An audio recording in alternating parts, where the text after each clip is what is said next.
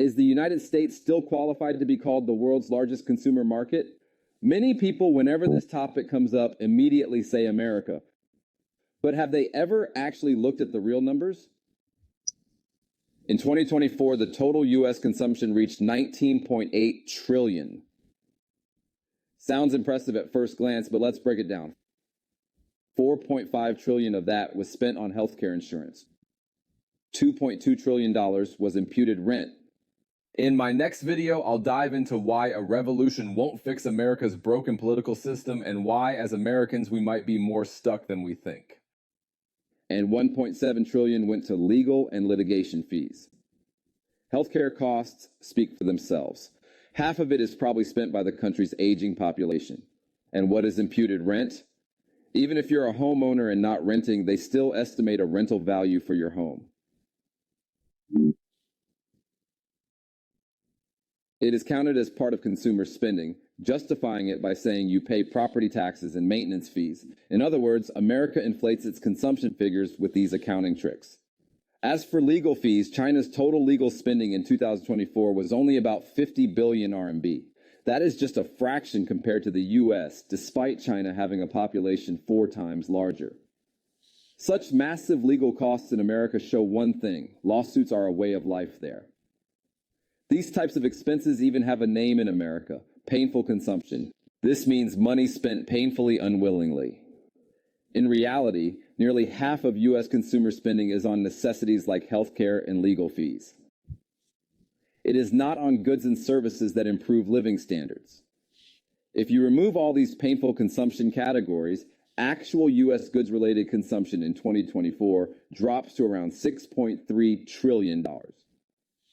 Meanwhile, China's consumer goods spending was about 48.8 trillion RMB, roughly 6.2 trillion USD at exchange rates. Some may argue, see, America still leads by $100 billion, but they are ignoring two important facts: currency value and purchasing power. In China, $2 can buy you a full bag of eggs. In the US, it barely buys a few. Moreover, China's statistics only include new cars sold, 30 million units last year, while the U.S. lumps in both new and used cars to reach 15 million. In smartphones, vegetable consumption, fruit consumption, and freshwater fish consumption, China outpaces the U.S. by multiples. By almost every real measure of how much people actually consume, China has already surpassed America. Even worse, American consumers today can hardly sustain themselves. Did you know the 6th largest U.S. export is blood plasma? The U.S. supplies 70% of the world's plasma, even though it only has about 5% of the world's population. What does that say? That millions of Americans survive by selling their blood? It's unimaginable that a so-called wealthy country needs its citizens to sell plasma to make ends meet.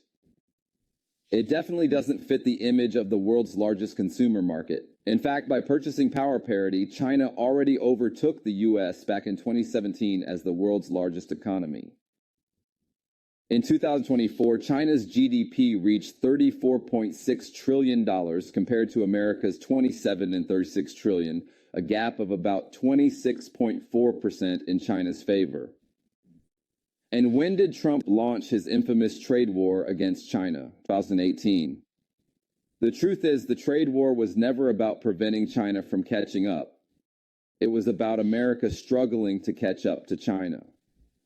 If you analyze today's global situation with this in mind, everything makes more sense. Why can't America isolate China? Because it's not China that needs America. It's the world that needs China's market. That's why so many countries, including traditional U.S. allies, are turning toward China. Many major agricultural exporters have even declared unconditional support for China. Everyone wants to do business with the real largest consumer market in the world. The only reason China hasn't publicly ripped away America's last fig leaf is because China is modest. China wants to fully surpass in all sectors before declaring victory, and that moment is approaching fast.